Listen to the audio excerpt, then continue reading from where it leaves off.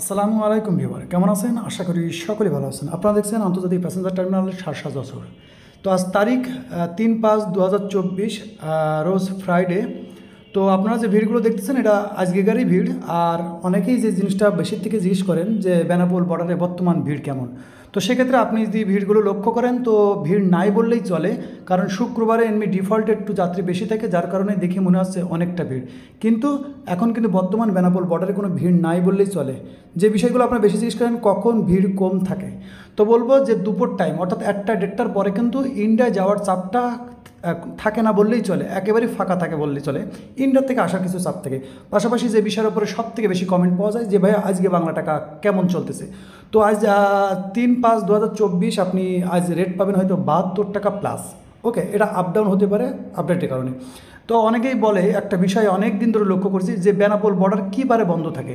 তো একটা কথা মনে রাখবেন যে বেনাপোল বর্ডার কোনো বিশেষ দিনের জন্য বেনাপোল বর্ডার বন্ধ হয় না। এখন অনেকে বলে, এখনও কমেন্ট করে যে ভাই বেনাপোল বর্ডার ওপেন টাইম করা, ক্লোজিং টাইম করা। তো এই জিনিসটা আমি আমাদের ভিডিওতে অনেকবার বলে রেখেছি, তারপরে অনেকেই না জানার কারণে বারবারই জিজ্ঞেস করে। তো মনে রাখবেন বেনাপোল বর্ডার ওপেনিং টাইম আছে সকাল 6:30, ক্লোজিং টাইম সন্ধ্যে 6:30। এখন বলে ভাই কী বারে ভিড় কম থাকে আর কী বারে ভিড় বেশি থাকে। তো এই বিষয়ে মনে রাখবেন ভিড়টা কম রবিবার এবং সোমবার, এই দুইটা দিনে ভিড়টা থাকে না বললেই চলে, অনেকটা কম থাকে কোনো বিশেষ দিন ছাড়া। পাশাপাশি ভিড় বেশি কোন দিন থাকে, তো মনে রাখবেন ডিফল্টে কিন্তু শুক্রবারে একটা ভিড় বেশিই থাকে। পাশাপাশি আপনাদের বেশ কিছু আপডেট শেয়ার করব যেটা খুবই গুরুত্বপূর্ণ। যে জিনিসটা আমরা লক্ষ্য করি, অনেক মানুষ আছে যারা ভিসা পাওয়ার পরে ভিসা টাইপটা ফলো করে না।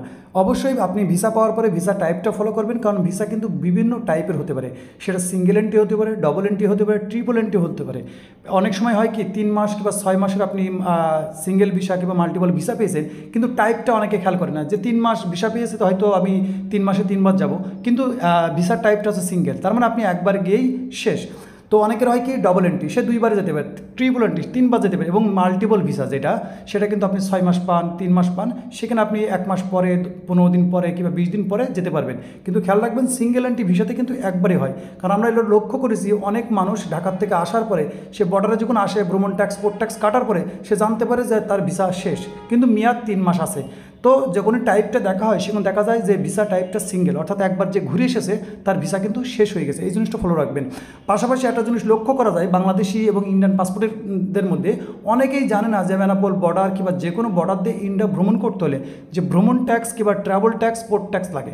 তো অনেকেই এসে বলে যে কেন ট্যাক্স দেবো ইত্যাদি। তো মনে রাখবেন প্রত্যেকের কিন্তু ভ্রমণ ট্যাক্স আছে। পাশাপাশি কাদের ভ্রমণ ট্যাক্স নাই, কতটুক নাই, এই বিষয়ে কথা বলবো।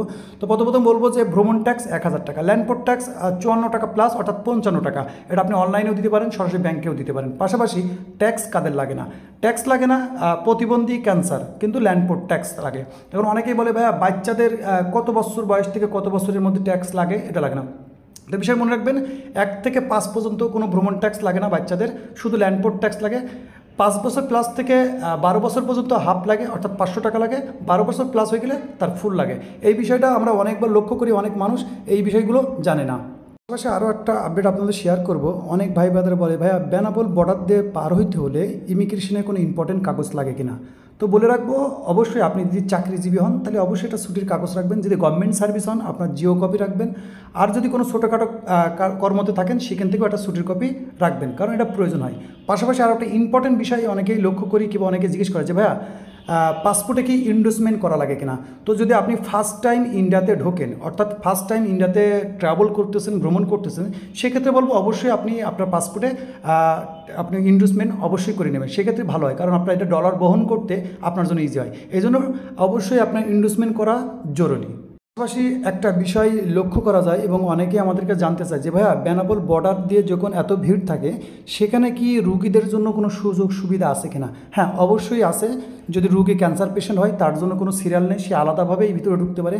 অনেকে জিজ্ঞাসা করে যে ভাই বেনাপোল বর্ডারে ইমিগ্রেশন কাস্টমের মধ্যে হুইল চেয়ারের ব্যবস্থা আছে কিনা। সেখানেও অবশ্যই আছে, কারণ রুগীদের জন্য আলাদা একটা ব্যবস্থা আছে, তারা আলাদা লাইন বাদেই যেতে পারে। তো ভিউয়ার এই ছিল ছোটো কিছু আপডেট আপনাদের শেয়ার করলাম। তা মনে রাখবেন আমাদের বেনাপোল বর্ডার বিষয়ের যে পেজ এবং ইউটিউব এবং টিকটক ইনস্টাগ্রামের মধ্যে যে আপডেটগুলো দেওয়া হয়, আমরা বলবো অবশ্যই আমাদের ফেসবুক পেজটা ফলো করে রাখবেন, ইউটিউব চ্যানেলটা সাবস্ক্রাইব করে রাখবেন। আমরা প্রতিনিয়তই বেনাপোল বর্ডারের ছোটো ছোটো আপডেট আপনাদের শেয়ার করি। আশা করি হয়তো আপনাদের উপকার হয়। ভিডিও ভালো লাগলে অবশ্যই ভিডিওতে কিন্তু একটা লাইক করে দেবেন এবং অবশ্যই আপনার মূল্যবান কমেন্ট করে রাখবেন। ততক্ষণ সবাই ভালো থাকবেন এবং নিজের খেয়াল রাখবেন। আল্লাহ হাফেজ।